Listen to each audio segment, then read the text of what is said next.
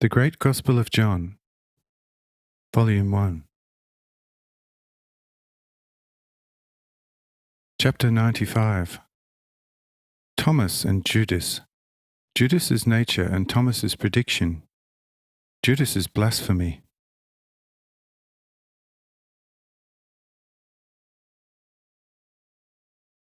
There Thomas stepped over to Judas Iscariot, reproaching him for daring to come to me with his foolish money ideas, since I am Jehovah himself in spirit, and work deeds possible only to God.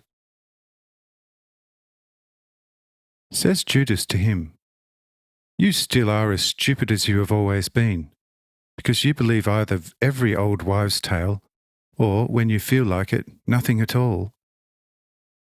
Not seldom when taking fish to the market, you sell the small like the big, the buyers laughing in your face. But you still are as you always were, neither thinking nor speculating, living foolishly into the day by habit. I have been here only a few hours in the company of this great prophet, and it is my sacred duty to probe him as much as possible in his attitude and the thrust of his mandate. You have been around him already for about a half year, and would have to therefore know him better than I. Ought I, however, just because you know him already, make no effort to get to know him at least as well as you know him by now?"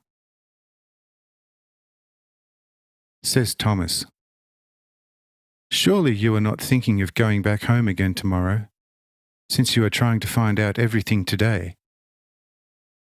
Just as well the Lord has started at least to move again, otherwise you would not have been in the clear about your foolish money even by tomorrow.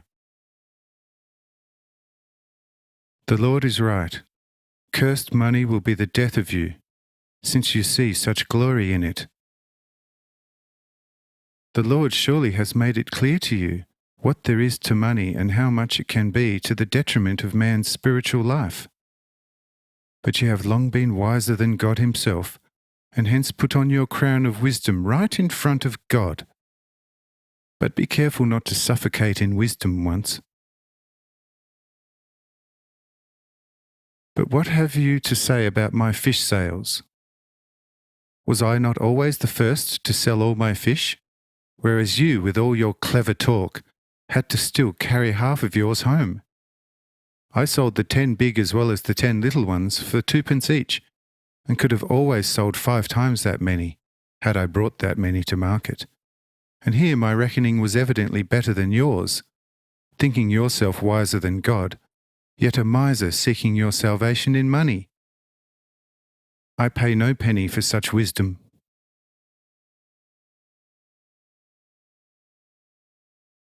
Judas says, somewhat nonplussed, "All speak the way they understand it." Says Thomas, "That's right. You understand this with your foolishness and hence speak accordingly.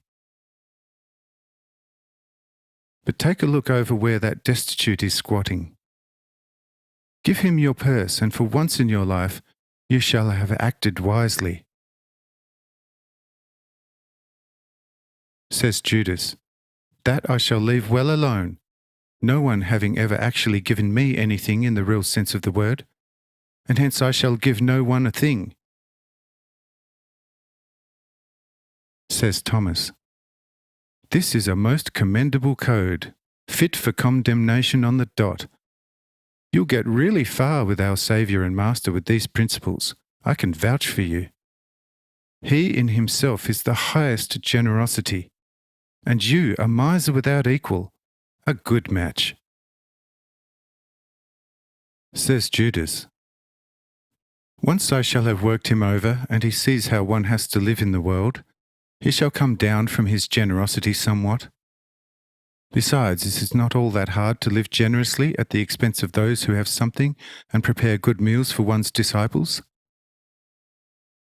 Listen, if I come across fools like this young host, then I too shall be as generous at his expense as anyone shall ever be.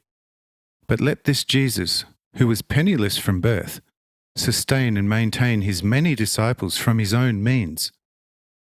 Then we shall see how generous he is going to be, and whether he won't soon be getting rid of all these followers,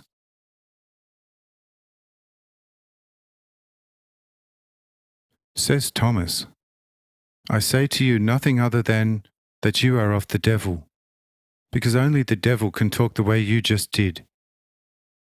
It may sound as though it had some sense in it, but it isn't so and quite otherwise, and your talk is the most shameless in the world. It grieves me to have shown you the way over here. At Sishar there were so many hundreds, yet all were fed from the heavens. And in a few moments he rebuilt Iriel's house to the most luxurious in town. And you, man of uttermost terrestrial stupidity, in the manner of one pinacularly wise, wanted to, as it were, demonstrate to me, who have with my physical eyes seen the heavens open, with countless myriads of angels of God ascending and descending, that Jesus is a poor devil who is enjoying himself at the expense of others. Oh, you poor beggar, you, he to whom belong heaven and earth, because he has founded them with his all might, should have need of you or my treasures to enable him to live on in this world, on which he makes the fruit to grow and ripen? Oh, you blind fool! Go to Sishar to convince yourself, and we shall see whether you will still blubber that way. Here Judas gets dirty, saying sarcastically, You actually saw this with your eyes? Or did you by chance borrow some oxen and donkey eyes, giving you such extraordinary sights and overviews? I'm glad, by the way, that the Nazarene wise also got to know beautiful Iriel, who, I heard just recently, is supposed to be living with her 6th man already, because the other 5 died, of her body as it were. There, with that fair one, heaven standing nicely open for you.